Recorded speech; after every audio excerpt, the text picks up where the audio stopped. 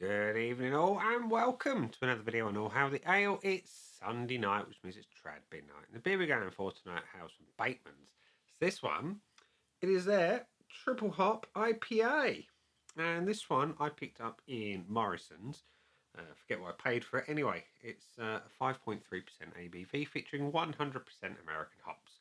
And it says on the side of the bottle that it's brewed with Summit, Idaho 7 and Sabro. Not a hop I'm used to seeing in trad style ales at all, but it'd be interesting to see how it features with its coconut-like notes. Anyway, it says, here at Batemans, we're on a grand tour of the great hop-growing countries of the world, of which there are many.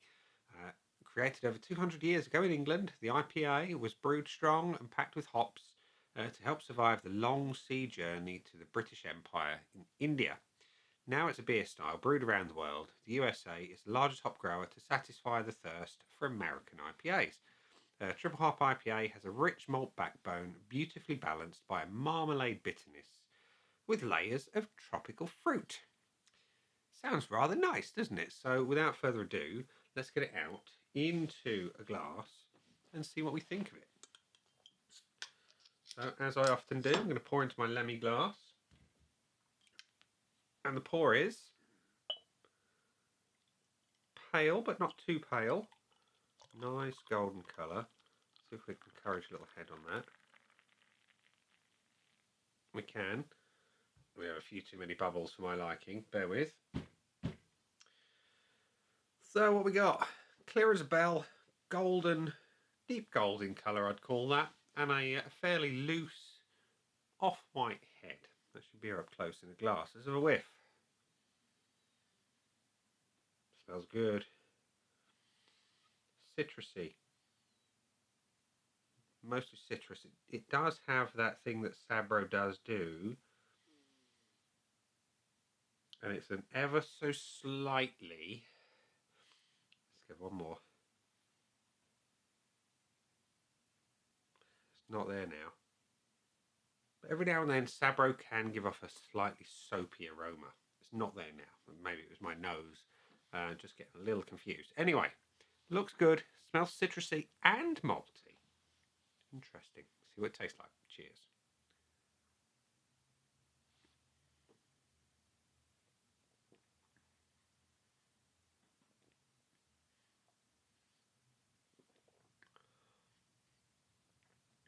That's really rather nice. Body's medium, carbonation is vibrant. Mouthfeel overall is really rather nice. But the thing that really I like about this is the bitterness. Now, I know an IPA should be, but this is a really pleasant bitterness. It's piney, it's pithy, it's deep, it's rich.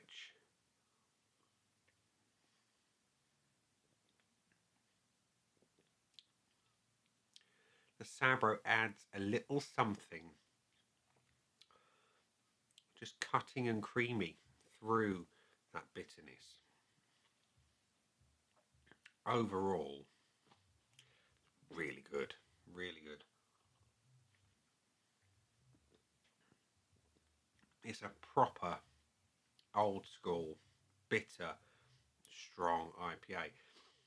It's all about the hops, there's no getting away from that, but sitting behind it is a really strong, tough, robust, heavy, biscuity malt with caramel notes behind it. This is excellent.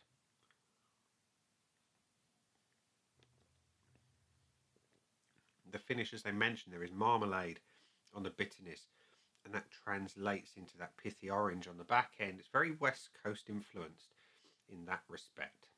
Slightly sticky. I'm loving every sip. I am.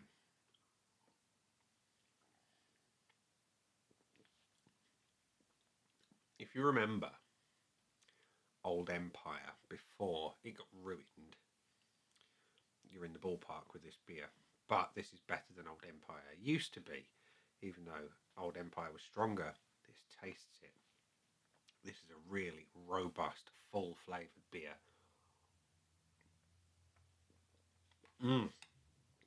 and I love it. So we're going to go to the scoreboard of judgment, which currently is void of anything. Let's fill it in, shall we? So we're going to start by opening the red pen of judgment and topping off the beer, which, as you can see, with a beautiful deep golden colour and a nice slightly off-white head. Clear as bell, lovely colour. It looks just like a good traditional IPA should. It's having a full point. The aroma is citrus leaning with hints of that malt, but it's all about those strong, powerful hops. It brings grapefruit, it brings lemon, and just a little something cutting, something really quite sharp. It's a good strength, and I like it a lot. I'm giving it a point. And the same for the body. The body's medium weight, vibrant carbonation. It pushes that flavour around your mouth perfectly. But I'll tell you what, this would be brilliant on cask through a sparkler, just to smooth it out a little bit. I bet that would be incredible. And the flavour, it ticks all of my boxes for an IPA. Namely, it's hoppy, it's bitter, it's long, and it's delicious. I'm going for all of the points on that one.